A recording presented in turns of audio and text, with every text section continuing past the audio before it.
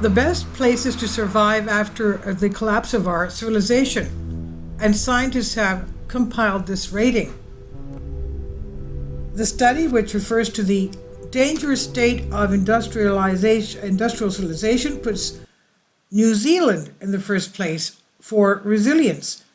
New Zealand, Iceland, UK, Tasmania, and Ireland are the best places to survive in the event of a global social collapse, they say. The researchers said that human civilization is in perilous condition due to the developed, highly interconnected, energy-intensive society and the resulting environmental damage. And according to scientists, a collapse can occur as a result of shocks such as severe financial crisis, the aftermath of the climate crisis, destruction of nature, and even worse pandemic than COVID, or a combination of both, or other events. To assess which countries would be most resistant to such a collapse, countries were ranked according to their ability to grow food for their populations, protect their borders from unwanted mass migration, and maintain an electrical grid and some products capabilities.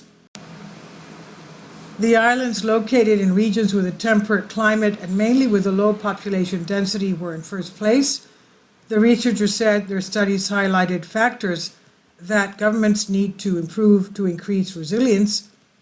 They noted that a globalized society that values economic efficiency is detrimental to sustainability and that there is a need to have backup capacity in the food and other vital sectors. Billionaires are reportedly buying land for bunkers in New Zealand in preparation for the apocalypse. We were not surprised that New Zealand was on our list, said Professor Aled Jones of the Institute of Global Sustainability at England Ruskin University in the UK. Jones said, "We have chosen that you have to be able to defend the borders and the places have to be moderate. In retrospect, it's safe to say that large islands with complex societies on them are already on the list. We were quite surprised that the UK came in third. It is densely populated, traditionally outsourced production, has been slow to develop renewable technologies, and currently produces only 50% of its own food, but it has the potential to withstand shocks," he said. The study published in the journal Sustainability states, "The worldwide energy-intensive industrial civilization characteristic of the modern era is an anomalous situation when viewed against the backdrop of much of human history." The study also says that due to environmental destruction, resource constraints, and population growth, the scientific literature paints a picture of human civilization in a perilous state with great and growing risks in many areas of human activity. Locations that did not suffer from the most egregious consequences of the collapse of society and therefore managed to save a significant population were called lifeboats in case of collapse, the study said. New Zealand has been found to have the greatest potential to survive relatively unscathed thanks to geothermal and hydroelectric power, an abundance of agricultural land, and a low population density.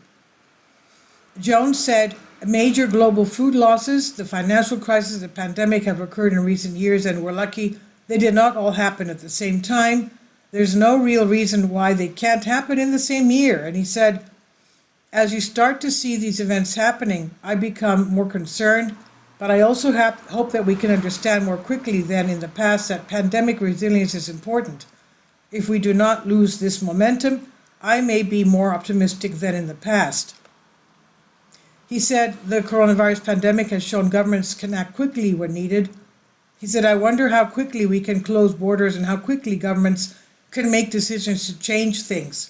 He said, "Striving to keep the economy running on time and becoming more efficient is not what is needed for sustainability, that you have spare capacity. We need to start thinking much more about sustainability in global planning. But of course, the ideal is to avoid a rapid collapse." And this is on Solask. Please leave your comments and thank you for your support. Please support my Patreon account. The daily posts are 5 videos daily and they are totally different from what I have on my YouTube channel. Thank you so much for your support and that you find all my content so interesting. You'll find the Patreon account details in the description box below.